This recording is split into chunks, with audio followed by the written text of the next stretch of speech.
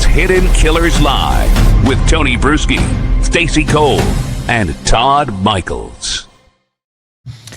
It's the day of reckoning for Sean Diddy Combs. If you're watching us live, if you're not, well, the verdict is coming in. And Sean Diddy Combs, of course, standing condemned, not by gossip columns, but by a jury in a federal courtroom. He's been convicted on 2 counts of transporting individuals across state lines for prostitution, arranging freak-off events with escorts and former partners. He escaped conviction on racketeering and sex trafficking charges, but those acquittals don't erase what he's been found guilty of doing. Now in the day, actually, of his sentencing, Combs has submitted a letter to the judge, and it reads like contrition. And we're gonna hear it. We're gonna listen to the whole letter through a simulated voice of Diddy, and we'll hear, kind of in his own words, while we watch some fine footage that also defines the man. Just for context. The whole letter, like I said, it reads like contrition, but in reality, it's a calculated reframe. He highlights his charitable work, his family, his supposed spiritual awakening, and the classic tools in a narcissist playbook. He's not simply taking responsibility, he's trying to reposition himself as a man deserving of mercy. What Combs is really trying to avoid is a sentence that forces him to truly own the harm he inflicted. He's trying to preserve his legacy, to shape the narrative before the judge even speaks. He's not just pleading for a shorter prison term, he's pleading to remain in control of his image even as the system closes in. I don't think this is humility. It's a maneuver. And it's exactly the kind of move a narcissist makes when accountability is finally at the door. The victims and the record demand consequences, not spin. And that's what this sentencing will decide. So we don't even know what the sentencing is because literally it's going on as we're recording this. We're going to go through the letter, and joining us to do that, we got Stacey, we got Todd, and we also have Robin Dreeke, retired FBI special agent, former chief of the Counterintelligence Behavioral Analysis Program. Diddy also started a class while he was in prison, and he talks about it in the letter, and it's one of those things he's putting up basically on his resume of, dear judge, I think you should let me out because I'm going to go inspire the world. He's a scholar now. I know. I said very early on in all this, I said, what's going to happen? He's going to come out of here and he's going to become a preacher. Kind of feels like he almost might be doing that. What's your thoughts, Robin? Just here as we're about to go into sentencing, and what you think he should get versus what you think he will get before we go into the letter and everything else. What he should get versus what he will get, that's the big question. Yeah. I can't believe he got acquitted on so many of the charges as it was. Mm-hmm. So I have no idea. I really don't have any idea. But what's interesting, so when I first saw about his class, the first thing that struck me was the class is about him because Diddy's in the title. Yeah. Then, of course, the curiosity strikes in. So I immediately did a deep dive. All right, how many other inmates conduct classes? How many do these things? And also then I said, how often has Diddy done these things in the past? When was the first time he did these things? So I'm always looking for what? Mm-hmm. That arc. Yeah. And so I discovered the arc and it came to where we are now. And so then you ask yourself, had he not been in jail, would he have done such a philanthropic type thing? No. So I don't see remorse here. I see, now granted, the other first impression I had was, oh, this guy's genius. Mm-hmm. Just, and then you look at the content, and I'm sure, so here's what's interesting. I'm sure, because he is talented, and so this is where we see someone with that objective eye. He's got a lot of talent, and he's got a lot to offer, but it's so corrupted by that self-serving narcissism that it's a shame it's getting lost in that, because I'm sure, like when he first started his first school years ago, it was for inner city youth, and I'm trying to look through my notes right now to find a title of it. It got great reviews. He was doing good things, but then if you look at the arc of him doing those things to serve a community, his involvement got more distant. He started handing it off to people. And even in the prison, I looked at this, he's got a teaching assistant. So how much is he really doing? I mean, who gets a teaching assistant? You're a freaking convict. So it's a shame because I think people like him, you didn't get to where they are without having talent. And I get this feeling that it's being wasted. But yeah, this is, to me, it's an arc part of his manipulation, because you don't go from being what he's accused of to all of a sudden having this aha moment before he's sentenced. These are kind of things that you go to prison after 10, 15, 20 years, and during that process, then you have your aha moment in life. Because it's hard. It's just the Titanic hits or is coming up on an ice. You turn that rudder hard over. Ship starts slowly moving, and you still hitting the iceberg, but not as much. So 0 to 100 on him, I don't believe it. Wait till you hear the letter, and we'll break it down and we'll stop at places. But I also want to say, 50 Cent also released a statement, or a letter to the judge, if you will, this morning, and I'll read it right here. I'm gonna have to turn to do this. I have had an ongoing dispute with Puffy for over 20 years. He's very dangerous. It starts, Dear Judge Submarinian. He's very dangerous. Multiple times I have feared for my life. I think you should consider the safety of the general public, Your Honor, before unleashing him upon them. There hasn't been enough time for him to reform or make any adjustments, despite his trying to teach a class in there. As you're already aware, the government has spent the maximum amount of money on deploying federal agencies, which appeared to be an army, in 2 locations simultaneously. Later, his son, who's dealing with his own rape allegations, claimed that the feds had hit the wrong house. Anyway, Diddy's only going to return to hiring more male sex workers and keeping most of the baby oil away from the general public. Oh my! And goodness. Babies need it. It's what he says. My Netflix doc on this scandalous subject is coming soon. So it's kind of a dig and kind of I think serious at the same time, but also he's been finding a lot of humor in the darkness of this, as have we. But that's the statement from 50 Cent this morning. Look at behavior is rewarding. I mean, just even the acquittal, look at the behavior, it's rewarding. I really hope that the judge does some justice for the victims that didn't have justice by the fact of the sentence, not the sentence, the convictions. I mean, just what a sham. Let's start to listen to the letter here, and we'll stop if you want it to stop. If you want to make a comment, just raise your hand, throw something at your screen, do whatever you need to do. Just scream "stop" or something like that. Careful what you wish for. Or Tony sing a song. All right, here we go. Dear Judge Supermania, I hope this letter finds you well and in good health and spirits. Thank you for the opportunity to express my thoughts to you. First and foremost, I want to apologize and say how sincerely sorry I am for all of the hurt and pain that I have caused others by my conduct. I take full responsibility and accountability for my past wrongs. This has been the hardest 2 years of my life, and I have no one to blame for my current reality and situation but myself. In my life, I have made many mistakes, but I am no longer running from them. I am so sorry for the hurt that I caused, but I understand that the mere words, "I'm sorry," will never be good enough, as these words alone cannot erase the pain from the past. Over the past 13 months, I have had to look in the mirror like never before. My pain became my teacher. My sadness was my motivator. I have to admit, my downfall was rooted in my selfishness. The scene and images of me assaulting Cassie play over and over in my head daily. I literally lost my mind. I was dead wrong for putting my hands on the woman that I loved. I'm sorry for that and always will be. My domestic violence will always be a heavy burden that I will have to forever carry. The remorse, the sorrow, the regret, the disappointment, the shame. I honestly feel sorry for something that I couldn't forgive someone else for if they put their hands on one of my daughters. This is why it is so hard for me to forgive myself. It is like a deep wound that leaves an ugly scar. Your Honor, I thought I was providing for Jane concerning her and her child, but after hearing her testimony, I realized that I hurt her. For this, I am deeply sorry, and Let's I lost pause. my way. I got lost.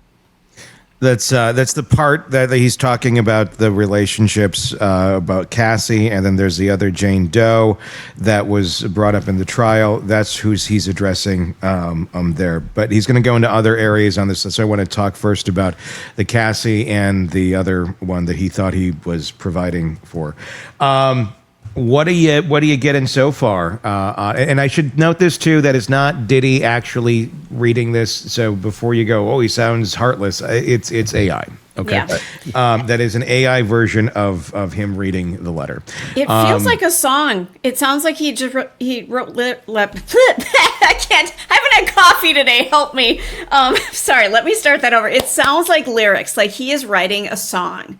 Did it have kind of? I mean, obviously it was the cadence, but to me it felt like there was a bridge of some sort. Oh, believe me, that idea ran through my mind last night when I was putting that together. I mean, I was like literally thinking of like, ooh, with AI, I could like literally turn this into lyrics. I could have him rap it. I could put it to beats. And then I said, it's midnight. I'd like to go to bed. Yeah, I get that. And so you get classical music and Diddy reading it. That's what you got. No, I mean, look, it's very eloquently written. I'll give him that. He wrote it pretty well. And I'm guessing, he had how long to craft this letter and really make sure the final edit was going to be solid. And if you don't understand human behavior and you don't understand the arc of his behavior, you don't understand his baseline, and you just are taking this at face value, it sounds like someone who's really reformed. And then you realize he's a raging narcissist. I mean, there's a good number of statements in there that are focused on how he feels and the impact on him. But again, if you're victim focused, which is what you should be, you wouldn't say anything about the impact on you. You should only be talking about, if this is genuine, sincere, and he's empathetic, the impact on others. Again, we can compare and contrast. Just think, and I know I keep bringing this up because I think it's a great example of injustice in our system. Richard Allen, Richard Allen, who is convicted of murdering those two sweet little girls. Everything he's ever said behind bars was the impact and being sorry for his wife. He never once said the suffering he went through, not once in anything he's ever said. And all you hear and hear for Diddy, because he had 13 months of being uncomfortable, is the impact on me. And it's interesting too because he's bringing up. I mean, to me, this is it's strategic in what he put in there. So he's actually talking about people and what he did to them, and those aren't even the things he was convicted on. So why even bring it up? See what I mean? I mean, I get it. It's a strategic move to show he's sorry for the things that he should have been convicted about, like the assaulting of women and all that malfeasance, but he wasn't. So he's going to apologize for stuff he didn't get convicted of anyway. It's controlling the narrative. He wants to put it all behind it. Now he wants to be an advocate going forward, and he's going to be the example. He's going to be the shining beacon on the hill. And everyone's going to come to Diddy. He's going to have a big statue out there, It's just going to happen to look like Jesus, but it's going to be Diddy. So here's what's going to work. I mean, everyone...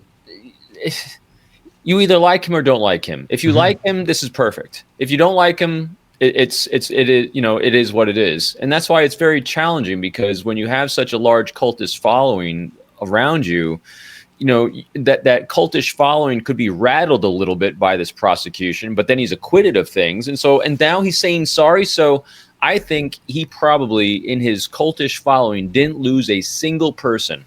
Maybe one, because I don't think he has a huge cultish following, though. I mean, I hope not. I think more people are more apt to go listen to R. Kelly than they are to Diddy, and I think hope so. Diddy was probably worse at the end of the day. Yeah, I mean, obviously not by what he was found guilty of, but it just opinion-wise, and if you're going to believe the survivors and the stories and the sheer volume of the hundreds of them that have come out about Diddy.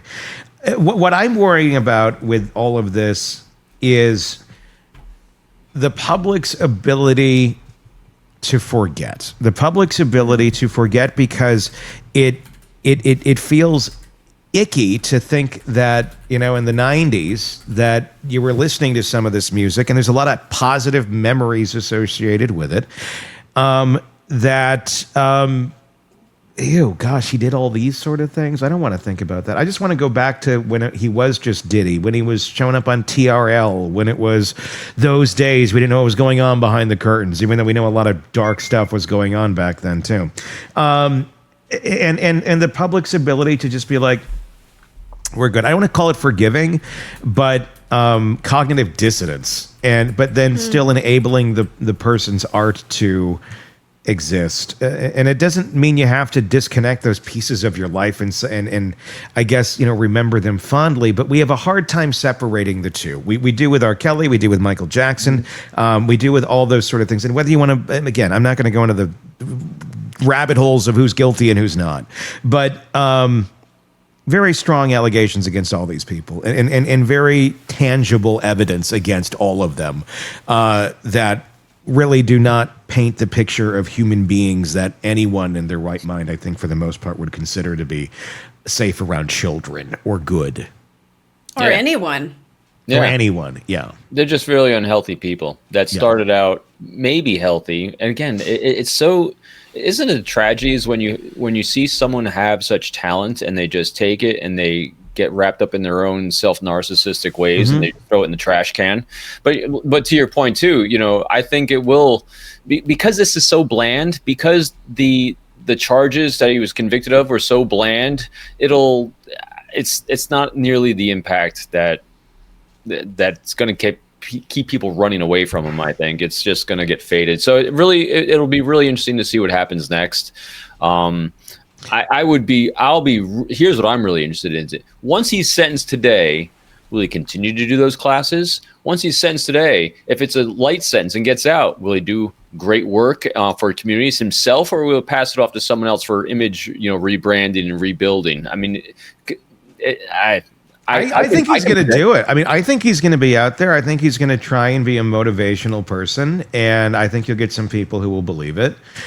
But I don't think it's coming from the right spot. It's coming from, I need to feed my ego. I need to feed this thing inside of me, rather than.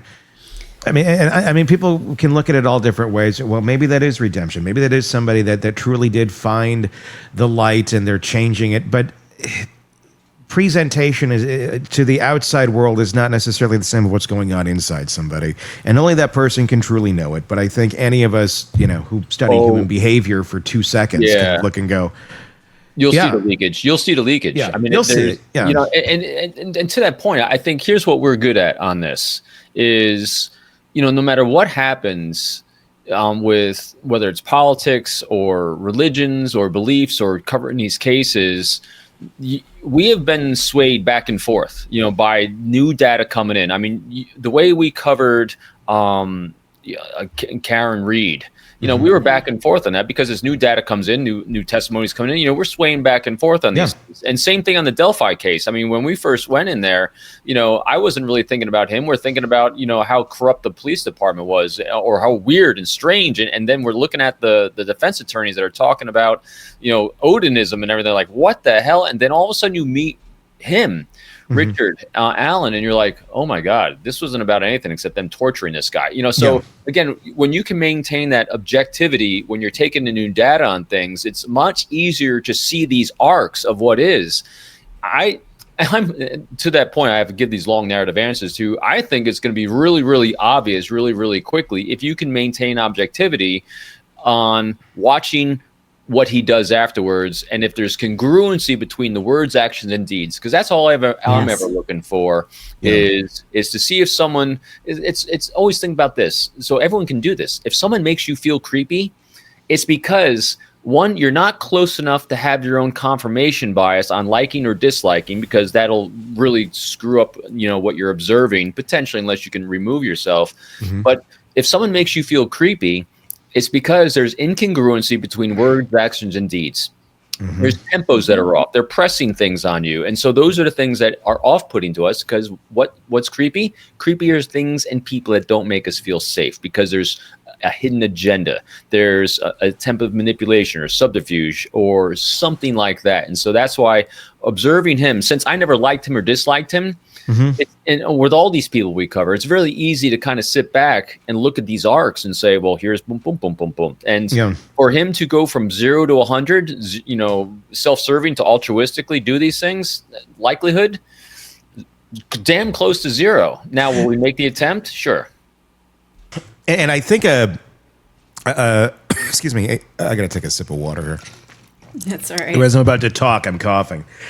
I think one of the key things on anyone's prison when they're looking at Diddy or a character like this that has committed crimes as the ones that he has committed, or the ones he's accused of committing, and whether you want to believe it or not, and just believing the stories and the survivors and the sheer amount of people who have stories about Diddy, is believing and understand and going one way or the other.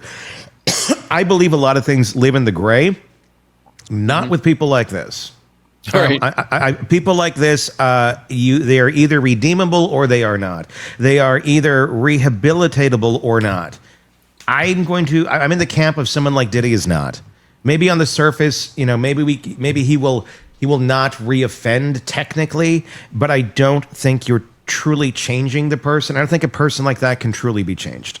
I just don't. If you have it in you at some point in your life that you think stomping on your girlfriend's head in an elevator bank is a good idea, I don't care how fucked up you are. I don't care what drugs you're on. I don't care whatever you're doing. If that's ever a point in your life that this is a action you are capable of doing and taking, you're irredeemable. You're capable of doing it. You can do it again. You will likely do it again statistically. And I think there's just some people that are just trash, and there really isn't any fixing them. And that's how I feel about Sean Combs. That's my opinion there. I probably agree about 99% on that. But I only say there's like a 1% because I'm thinking that as you're doing this, you always see my eyes go up to the left as I'm thinking about these things. Sure. So yes, if you're dealing with child predators, pedophiles, Koberger types that have a brain malformation, which we don't really know about Diddy on that end of it. But here's what I say, and to your point though, is he redeemable? In order to be redeemable, so think about this. Do our little thought experiments that I love to do. If someone has risen this high, in order to hit bottom, so to have an aha moment in your life, then you have to go to bottom to be able to start that climb back up to humanity. Mm-hmm. It's that rock bottom we all hit. I don't think he ever hit a bottom. So if he's up here and prison's down here, he probably fell in right in here. He even said the word uncomfortable. Yeah. Right. He was uncomfortable for 13 months. Is that really a bottom that you're going to have these aha moments? No. And if you know how narcissists and people like this work, this is just part of the path. This is part of the show. This is part of the play that they're going to do for survival. And look, they're trying to survive on their own. I don't necessarily know that he's sitting there plotting, necessarily nefariously. I think he may think he's doing the right thing, but I think he has such a broken brain and so incapable of feeling empathy for other human beings that that's why it always feels weird and it feels off, because the capability for empathy, in my opinion, is not there. It doesn't exist. And when that doesn't exist in a human being, that makes them a very dangerous human being. And with the propensity and the power and the history that this man has, the odds of him falling back into something like this or just doing this stuff again behind closed doors, insanely high. So let me throw something in. To find it. Sorry, Robin. So he is now sober for the first time in 25 years. He's off the Xanax. He's off the alcohol.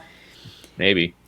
As of right now, until he gets out, I can't imagine he can start popping bottles the second that ends. Well, but I don't ever want to defend this man, but maybe the substances really were causing a lot of the issues. So what if we see a sober Diddy?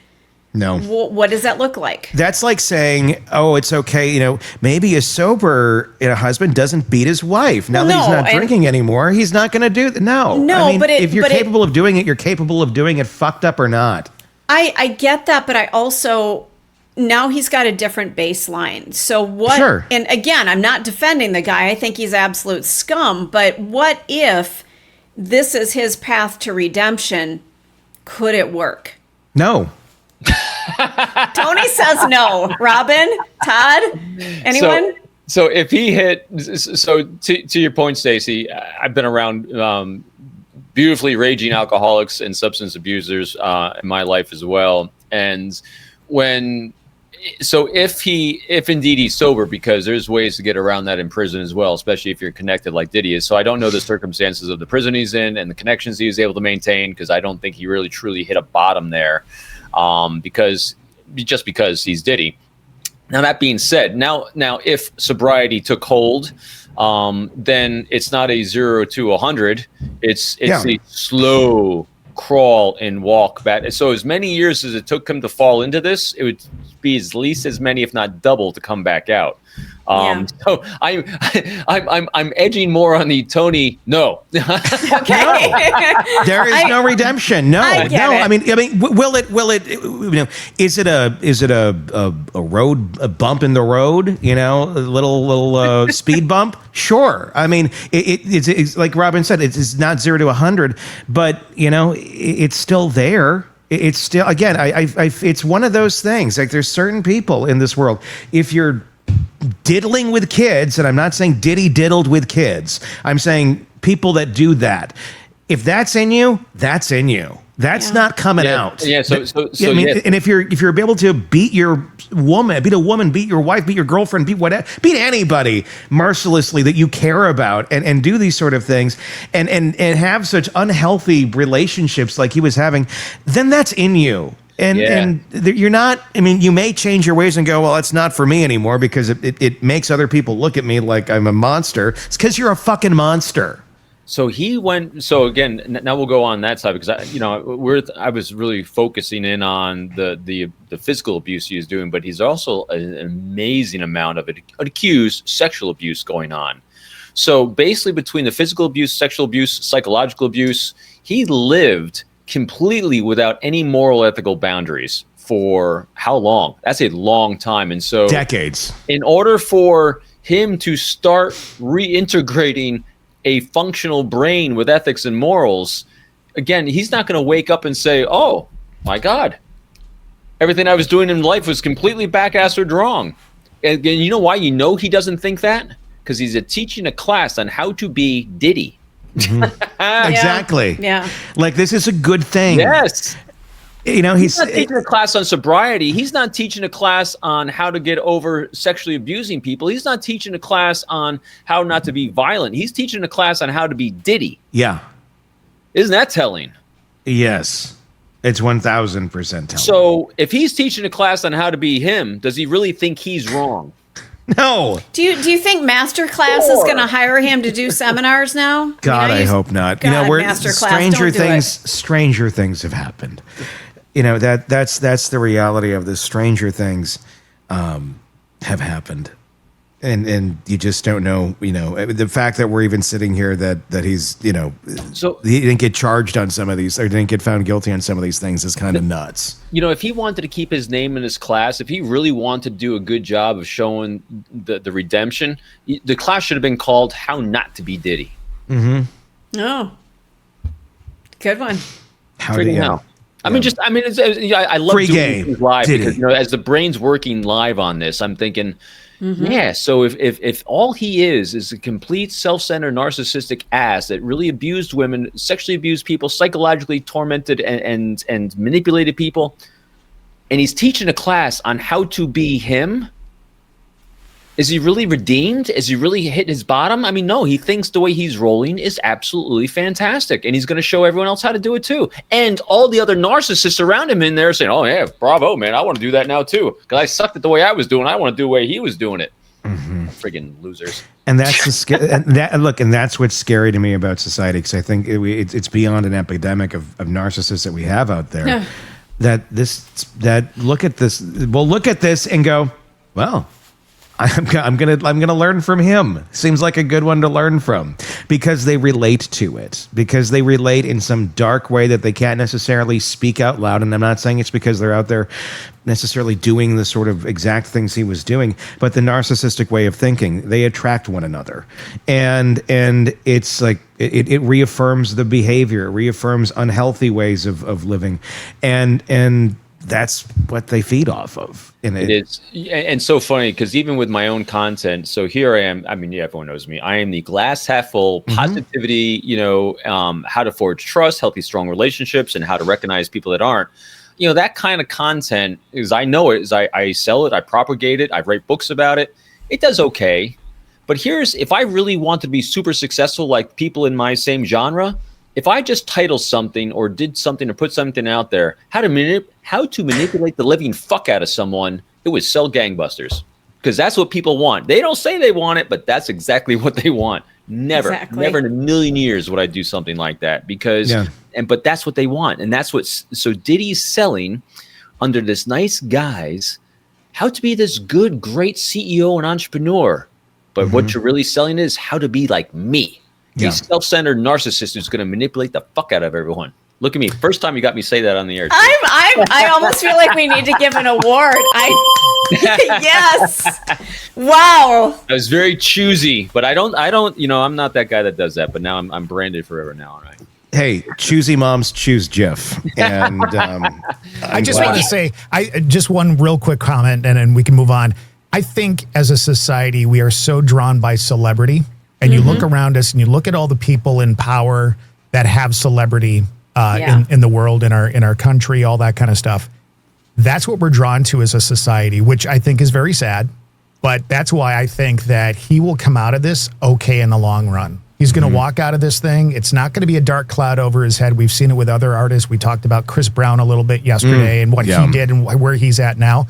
We're so drawn to celebrity, you could almost get away with doing what he did. And maybe he kind of is, to be honest with you. Yeah. Todd, I think that's a really good point. Yeah, because here's what he's actually selling. I don't get on anyone. I take note when people use word modifiers before things, like ethical leadership. I hear the word ethical leadership and I just think to myself, oh, you actually are just double down. Leadership is about others. Isn't that supposed to be? Yeah, exactly. And then so what he's actually doing here, he's trying to sell because people can rationalize themselves. Oh, it's so actually okay. I'm learning from Diddy ethical manipulation. Just what? No, it's not. It's just crap and garbage. So if you want to learn how to be a loser, just take this class. I think it's a fantastic idea. There's more here. We are watching the video, or we're listening to the apology of Diddy. This has been not the real voice of Diddy. This is the AI version of Diddy, but we wanted to try and create and make it, I guess, as authentic as it could be. I thought it would sound better coming from the sound of Diddy versus me reading it aloud. And there's more in this. Let's continue. This is a letter that Diddy has sent to Judge Submarinian prior to his sentencing. Basically, it's an ask for grace letter. Let's continue. Lost in my journey, lost in the drugs and the excess. My downfall was rooted in my selfishness. I have been humbled and broken to my core. Jail is designed to break you mentally, physically, and spiritually. Over the past year, there have been so many times that I wanted to give up. There have been some days I thought I would be better off dead. The old me died in jail, and a new version of me was reborn. Prison would change you or kill you. I choose to live. Every day since my incarceration, as difficult as my circumstances currently are, I have made the best of my time by reading books, writing, working out, or in therapy, obtaining the tools and knowledge to deal with my past drug abuse and anger issues. I have been putting in the work and working diligently to become the best version of myself, to ensure that I never make the same mistakes again. I realize that I am in a situation where no amount of money, power, or fame can save me.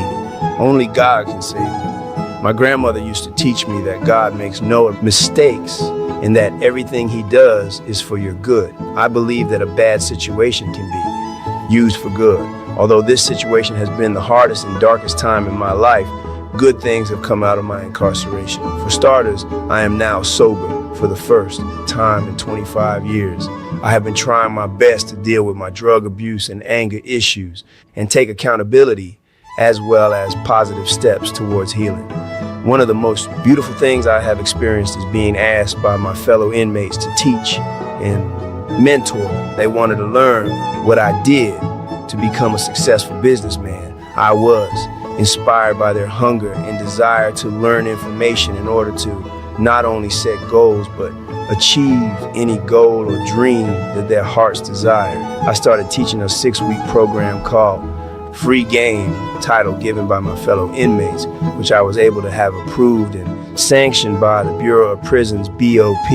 I don't just teach about my success, I also teach about my mistakes and failures. It has truly been a blessing to do something positive in a negative situation. It has been beautiful to see the newfound hope in my fellow inmates' eyes. The most shocking thing was to see the unity and the peace this class has produced. As you are probably aware, jails and prisons are segregated places. However, in our class, we have Black, Spanish, white, and Asian all together in one room, learning and working together. We even have an interpreter for the Spanish-speaking inmates. The biggest miracle that I've seen with this class is all of the gangs, such as Bloods, Crips, MS-13, Trinitarios, and 18th Streets in one room working together. I am also proud to say that since this class started, there have been no fights in our unit. This class has also helped me in my time of need and despair. Being able to do something good for others has also given me much needed hope. God blessed me with this opportunity to help others, and I will continue to do so. I ask you for mercy today, not only for my sake, but for the sake of my children. God, bless me with 7 beautiful children, 3 sons and 4 daughters. Their names are Quincy, Justin, Christian, Chance, Jesse, Delia, and the newest addition, a 2-year-old daughter, Love. 4 of my children lost their mother, Kim Porter, as she tragically passed away in 2018. I am their only parent. I have failed my children as a father. My father was murdered when I was 3 years old, so I know firsthand what it is to not have a father. More than anything, I just want the opportunity to return home and be the father that they need and deserve. God also blessed me with the greatest mother in the world. My mother sacrificed her life and dreams to provide for me and my younger sister, Keisha. She worked 3 jobs to make sure we had a roof over our heads, clothes on our backs, and the best education. My mother is now 84 years old, and she recently had brain surgery. Despite her own health challenges, she attended my trial every day. I have always been her primary caregiver. It breaks my heart that I put myself in this situation, and for the first time, I am unable to be there for my mother when she needs me most. As I write you this letter, I am scared to death, scared to spend another second away from my mother and my children. I no longer care about the money or the fame. There is nothing more important to me than my family. I understand that one factor the court has to consider is deterrence. Deterrence for me and for others to ensure that no one follows in my footsteps and makes the same mistakes. Let's For pause over for a year, second there. I have been locked in one room. I have thoughts. I just want to say before you get to your thoughts, brilliance on using the classical music, Tony. And also, I know the font has something to do with video game that you use, but it's also The Price is Right. So I'm totally getting into this today. And also, It is Price is Right. Yeah, I didn't even, I grabbed it, I literally made it at like 11:30 last night. When I saw the letter come out, I'm like, my mind was spinning. I'm like, what can we create for the show? And I was thinking, well, we could turn this into like a rap song. And I'm like, I don't want to stay up till 3. So this is what you got. You got the classical music and Diddy reading it. And then I thought the irony is we're going to have to show, the horrible things he did. It's all in full context, because I think if you're gonna make this apology, okay, well, let's see what you're apologizing for in real time, so we don't never forget exactly what's going on. I want to say this because Stacey, I want to hear your thoughts, but I want to say this because the thought I had earlier and it completely kept eluding me, but I remembered it. I said, no redemption. Here's the one way. If he was in some sort of horrific accident and completely lost all memory and consciousness of who he was, and it was like literally a total reset. Like, that's it. That's like, just like when that happens, like you don't know your name, you don't remember anything about your past. Like literally you're relearning life. That's the only way I could see it being some sort of reset. But even then, I'd question genetics a bit too, of how much that plays a role in his decision making. That's beyond his control. Where even the reset wouldn't work. It's pre-programmed. That's it. That's the one scenario. Okay. Stacy? All right. So, Tony, much to your dismay, I tend to go back to my personal experiences. But Diddy brought up his mother. And I was just in a position probably 2.5 months ago where I confronted somebody who did some really shitty, horrible things. And I said, what would your mother think if she saw this? And I'm sure she saw it from heaven. And the look was just like, That's what you said. I'm sure she saw it. yes, yes. That's great. And for those of you who followed along in my story, you know what I'm talking about. So, yeah, Like, you're damn right. Didn't think of that. You know, Was he surprised by the comment, or was he like actually feeling it like, oh, I didn't think like she might be watching me? I don't know. I don't know where it came from because it was going on for 1.5 years, 2 years, and mom died a year ago. So, you know, she was around for some of it. She was up there for some of it. So she saw some of I it. feel like somebody's watching me. Yeah. I knew it. But I wanted to throw that out there so maybe the next time things wouldn't work so well because like mom's watching, you know?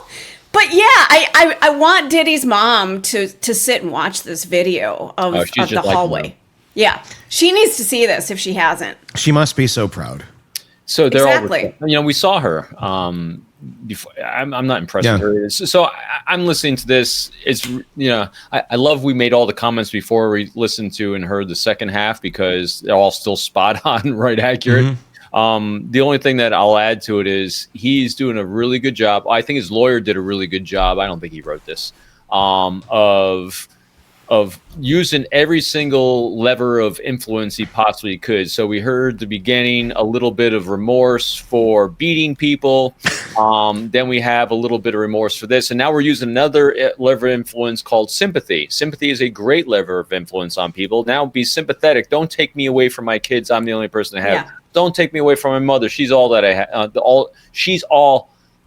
all that she has. Yeah. Right. So, you know, so for the benefit of society at large, you need to release me because I am such a good influence on my kids and my mother. I can't keep it straight. There's no way of living hell. Can you imagine the judge sitting there just going, really? Really? Seriously? Well, maybe. So that's what, you know, before I started really diving into true crime and us covering such really bad systems of justice, I would say, yeah, never in a million years would a judge buy off on any of this. But you never know these days, man. You know, when you see a prosecution do such a poor job in this case, I don't put it past anyone. Well, here's what the judge has said so far. Perfect layup for you. The judge says Combs' defense narrative is flatly inconsistent with both reality and his accepting responsibility.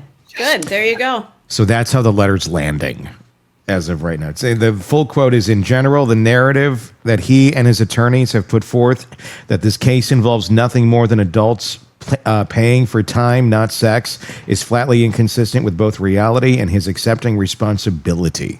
Ooh. The judge, does not seem to be taking this lightly and good. Yeah, can think about this too. So we're going back to that letter. What's the only things he's covering in the letter? The things you saw videos for. Mm-hmm. He didn't talk about all the accusing stuff and all what people are saying about baby oil, about lacing baby oil, about trafficking children. He didn't cover any of that stuff in there because he only covered stuff that actually people saw video for. He didn't cover anything. Right, exactly. I don't believe a line. I'm glad the judge said that. Good.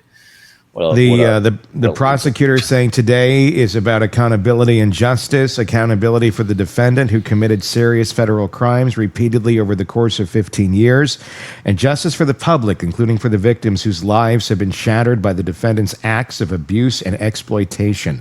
This isn't just a case about freak-offs or hotel nights, she continued. It's a case with real victims who have suffered real harm at the hands of the defendant. It's about a man who did horrible things to other people to satisfy his own sexual gratification. There it is. And here's another thing too. I think. And by the way, he has a speaking engagement booked next week. Combs does. Continue on. Yeah, freaking hell. So, and here's another tragedy if they don't throw everything they can at him. And that's because think about the amazing, because as you're reading that, Tony, I'm thinking about, all these young kids and upcoming amazing artists that thought this is the way that I have to do it to be successful. When this comes to light, how many great artists that would otherwise be these amazing people in the world say, you know what? Screw that. I'm not getting into this world. I mean, just think about it's just related to politics too. You see all the horrendous garbage that they're doing in politics right now. So these great leaders that could really change the world in course of everything are saying, no, that's not for me, man, because these people are nuts. And so if they don't do something about guys like Diddy, and in Diddy's case in particular, what amazing talent will we miss out on? Because parents won't let their kids get into this. I wouldn't want my kids to get into this. I mean, see what I mean? I said the ripple effect, if you don't do justice here, like is saying in what the prosecutor's saying, we could really be missing out on a lot. So I really hope it sends a powerful message that, hey, we can right the wrong of this industry, so we can be benefited by these amazing people that do have this great talent, because they do make the world a better place when they share it.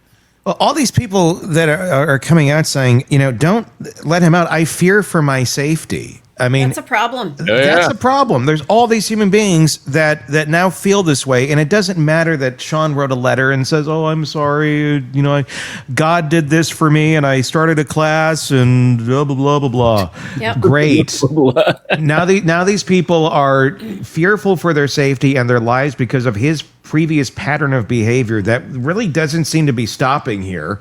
This letter, if anything, just confirms the narcissism continues on.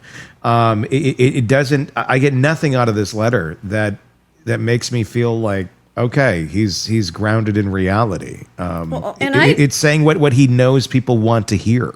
Yeah, I brought this up with Eric Faddis. Was it yesterday? The days are all blurring together for me. I think so. Yeah, but the people who are outside, who have dealt with him, who are concerned that he's going to get out, they're freaking terrified right now. Yeah. Mm-hmm. They are terrified. They are living under this umbrella of terror. And what happens if he gets out? Are they going to be protected from him?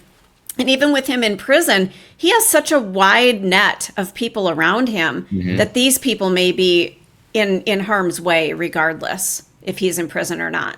Yeah, I agree. I mean, there's just so much.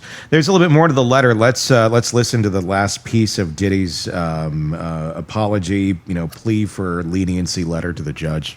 With 25 other incarcerated people sharing the same one room, in this room that I share, there are no windows. There is no natural clean air. There is no sunlight, and we all live in one room. We eat, sleep, use the toilet, take showers, and prepare meals all in the same room. The conditions that my actions have placed me in are inhumane. I don't tell you this for pity or sympathy. I'm simply sharing my truth and the truth of my fellow incarcerated people. We have no clean drinking water, and we boil our drinking water. We all share one washing machine, which is broken. I am surrounded by drugs and live every day with the constant threat of being stabbed or losing my life. Again, I'm not expecting pity or sympathy, but my time at MDC has changed me forever. Prior to being in jail, I took care of and was present for my family. Being in jail, and because of my conduct, I lost the ability to care for my mother. I lost the ability to effectively raise and support my children. I have missed my 3 daughters' proms and graduations.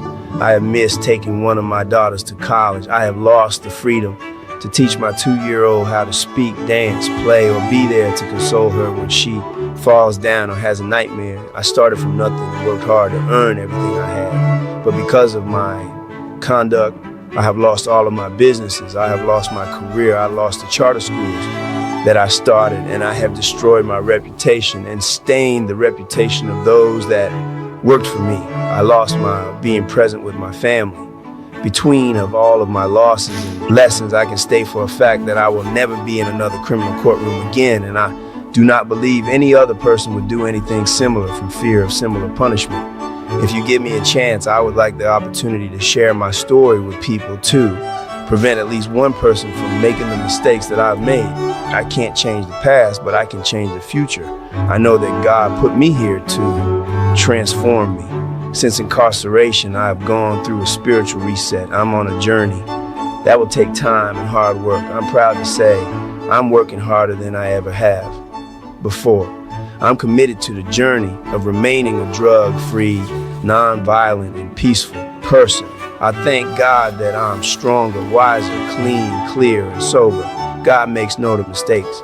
I realize that this trial has received a tremendous amount of global press, and Your Honor may be inclined to make an example out of me. I would ask Your Honor to make me an example of what a person can do if afforded a second chance. If you allow me to go home to my family, I promise I will not let you down, and I will make you proud.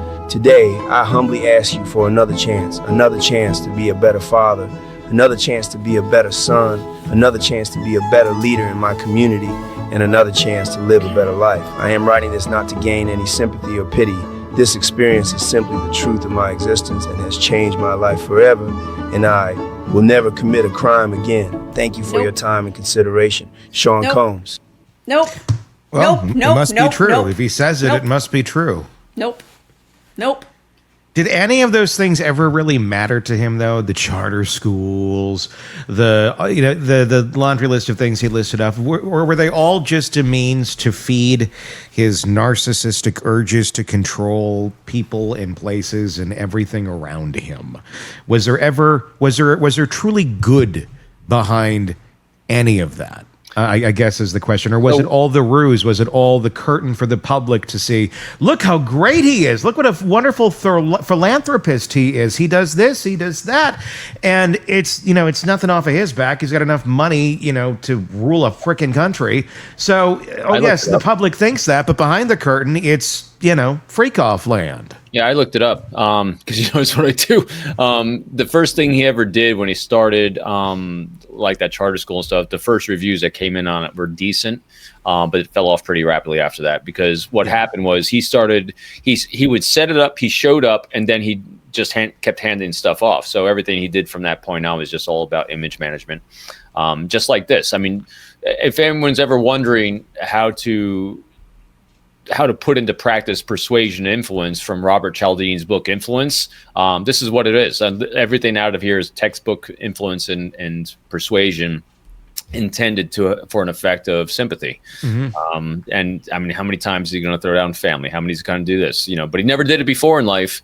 And Stacey, to your point, I saw you do the same thing too about surrounded by drugs in jail. Yep. See, I told you. No, I watch a lot on TikTok. There's a lot of apparently, yeah. My question is, what, they have access to boil their own water? That's frightening. So they do have.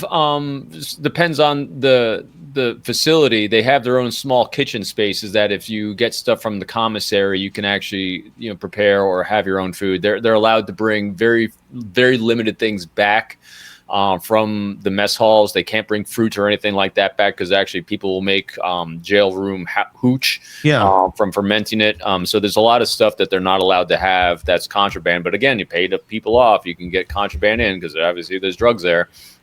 I would. The boiling the water was like, well, wouldn't that be a weapon? It sounds like a weapon. Yeah. We'll see. I've never heard of boiling water, but that's what I'm wondering. Like, are they like you have access to boiling water? Like that would be a pretty powerful weapon. Yeah. Just to throw that at somebody. That's why maybe he's got special privileges because he's Diddy. So I'm saying I don't believe anything that he says. I mean, I guess that might just be the answer. Is like it's just, or he saw it once or heard about it once, and it becomes. I mean, that's what we do in life. So very rarely do people actually lie like complete fabrication. What typically people do is they do massive exaggerations and they fill in gaps with stories that they'll believe. And we were talking about this earlier. I think he totally believes that he's empathetic because he redefines what empathy is. Empathy is where I give money to someone. That is actually different than what actually empathy is, but that's what he's defining it as. And so I think he's just one of those people that's redefined life according to his own dictionary. Well, and he's not talking about the victims as much as I need him to. He's talking about himself. That's it. Yeah, That's it. The victims were that first 3-minute block, Stacey. Yeah. Was that not enough for you? Apparently not. I am so needy. His true victims are his kids and his mother. You know, they're the ones who are really suffering without him. His poor daughters that had to go to prom without him. I'm like, good. Man, maybe we can save some other kids by keeping him the hell away from him. It's the last few people in his orbit that like will give him the time of day is probably really what it is. What kind of person would believe this letter? I mean, what's the profile of an individual who hears this thing and goes, "Damn, he's telling the truth"? Someone who wants to. It really comes down to that. It's someone who wants to, and there's always people that want to, and there's always people that are conspiracy theory people. I mean, how many times it doesn't matter how solid a case is, doesn't matter how solid evidence and data ranks up against people. There's people that are never going to believe it. I've had people reach out to me after the assassination of Charlie Kirk. Said that shooter that shot him, that assassin, that 20-year-old kid. Oh no, it's not him.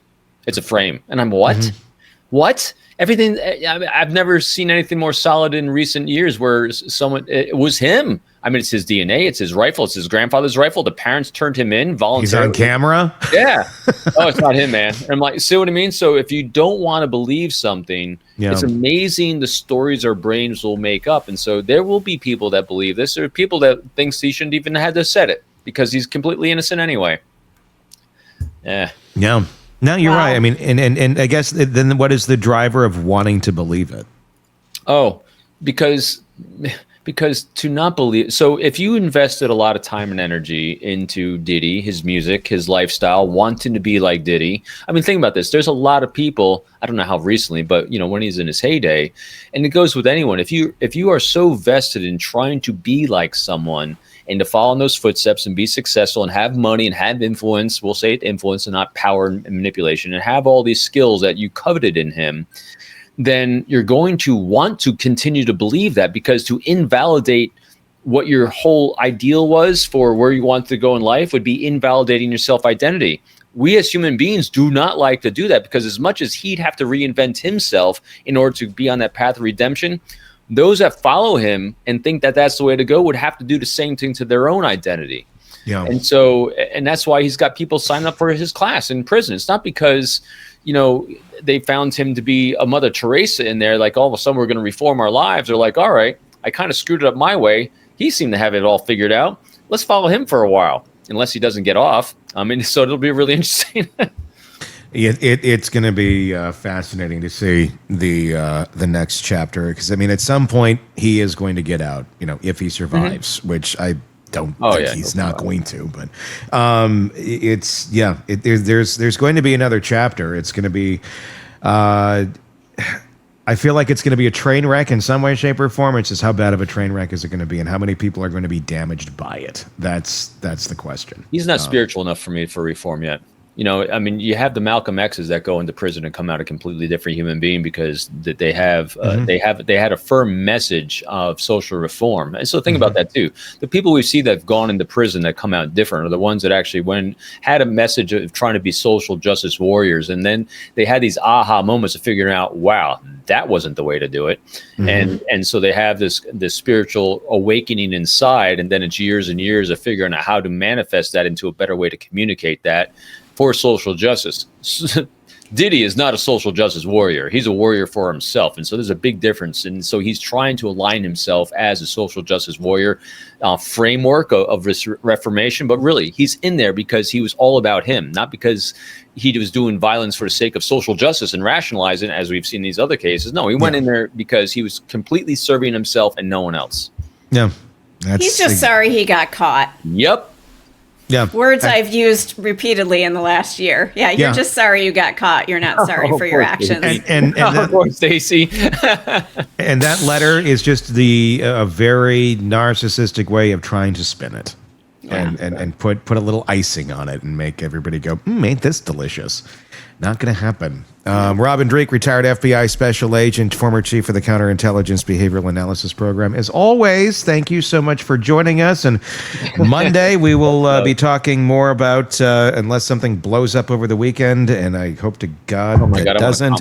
I will be talking about the judge and the sheriff, Mickey Steins. Yeah. And some new revelations there, which is kind of fascinating from some new reporting from Brian Enton of News Nation. Yeah, I love Brian Enton. He's just good. Robin, thank you so much. Want more on this case and others? Then press subscribe now and don't miss a moment of true crime coverage from Tony Bruschi and the Hidden Killers podcast.